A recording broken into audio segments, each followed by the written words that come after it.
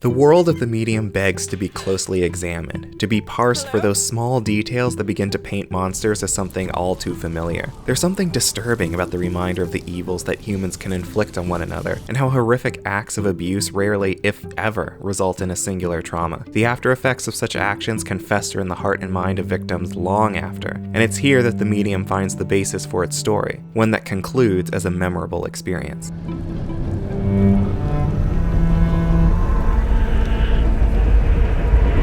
In The Medium, you play as Marianne, a powerful clairvoyant who travels to the Neva resort. She goes there in search of Thomas, a man who leaves her a strange message telling her to find and help him, promising that he'll give her the answers she seeks about her past in return. Marianne is able to commune with spirits and help them pass on to the afterlife. To that end, the medium plays out on two planes of existence, the normal world and the spirit world. These two depictions of the world are not black and white opposites. Instead, the game posits that they exist as mirrors of one another, one manifesting literally what the other only hints at figuratively. And via this shared window into both perspectives, the medium is able to explore the trauma of its characters through puzzle solving and riddles. As you explore the Neva resort, you'll stumble into areas where the emotional remnants of the world are so powerful, Marianne is forced to traverse the space in both the real and spiritual plane. At this point, your perspective is split, forcing you to look at and explore both worlds at once. Navigating these spaces isn't straightforward though. Obstacles in one reality can halt your progress in both. These moments of dual reality transform areas into self-contained puzzle boxes, where an understanding of the space is necessary to move forward. As you continue, the puzzles become more elaborate, encouraging you to take an even closer look at the environment in search of clues. The puzzles revolving around the dual reality of Marianne's life are the best part of the game, impressive in their technical achievement as they are two separate experiences running side by side. But beyond how cool it is to see Xbox's new hardware finally get an exclusive that accomplishes something that feels very next-gen, these moments of dual reality also add to the medium's gameplay. Marianne is able to have an out-of-body experience, allowing you to control only her spirit form for a limited time. Oh, God. I hate this.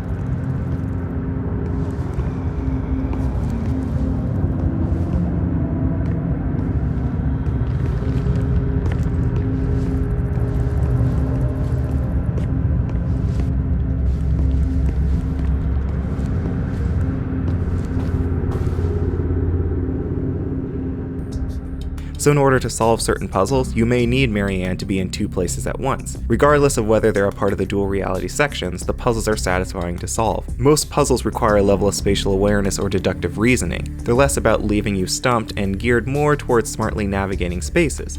So while you can't guess your way to success, figuring out what to do shouldn't trip you up for very long.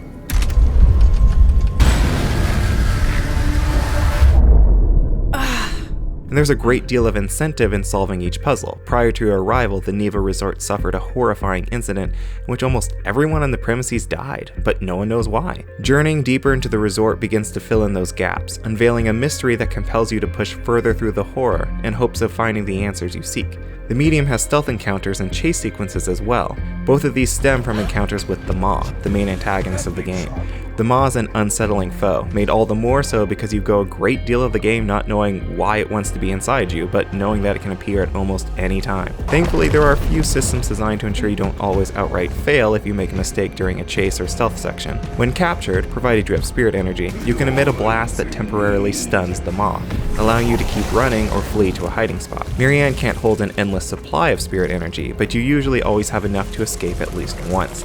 So the first time you're caught, it's not necessarily a game over. Of course, that doesn't dispel the unnerving atmosphere when the Maw is nearby.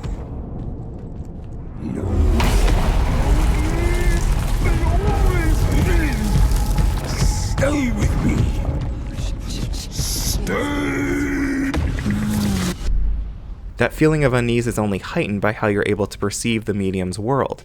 Bloober Team strips you of any agency over the camera, opting for a more cinematic experience where you're at the mercy of predetermined angles for every room. Often you're forced to view a room from a less than ideal perspective. To the game's credit, it's very effective for establishing the tone of every moment, allowing Bloober Team to orchestrate the same type of shot composition seen in well-choreographed films or cinematic horror games like Silent Hill. The medium does a terrific job of storytelling without explicitly telling you what's going on, so it's disappointing when it goes out of its way to explicitly lay things out. Almost the entire game is a flashback of past events as Marianne recaps her journey through the Neva resort, narrating her innermost thoughts, feelings, and convictions during each moment. She's excessively vocal, often explaining revelations that do not need explaining because the game has already sufficiently established a situation. I had never felt anything so desperate. It was calling out to me. It wanted to show me something. Kelly Burke's stellar performance does much of the work in conveying Marianne's mental and emotional state, so getting narration about how she's feeling just after inferring it from the tone in her voice feels redundant. The medium gives you everything you need to piece together its puzzles and narrative, but whereas it leaves you to solve the puzzles on your own, it goes too far in trying to ensure you never miss a beat of its story. The medium's initial hook of finding Thomas in order to learn about Marianne's origins isn't all that interesting, but, as mentioned before, the walls of Neva Resort hide many compelling secrets.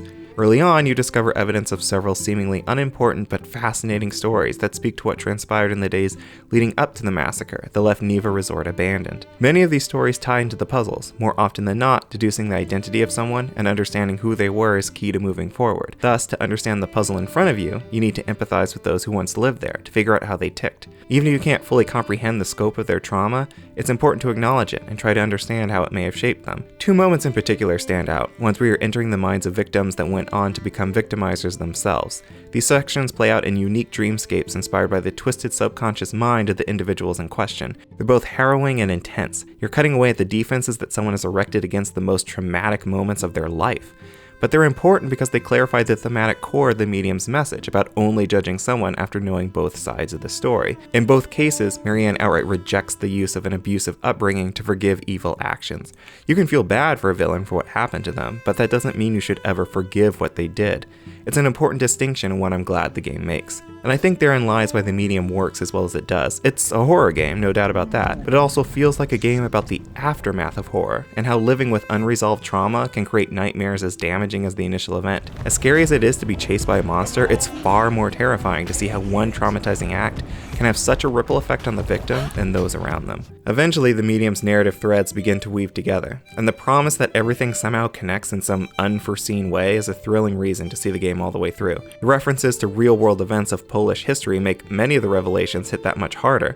Even if the supernatural aspects are fictional, it's deeply unsettling to think about how some of the evil present in this game did actually occur. And to that end, the medium's conclusion sticks with you. It's one last horrifying reminder that trauma may not define a person, but it can have consequences we can't even begin to foresee if it's not adequately dealt with. I can't say I enjoyed the ending to the medium, but I am deeply satisfied with how it sets up the inescapable nature of its horrifying conclusion.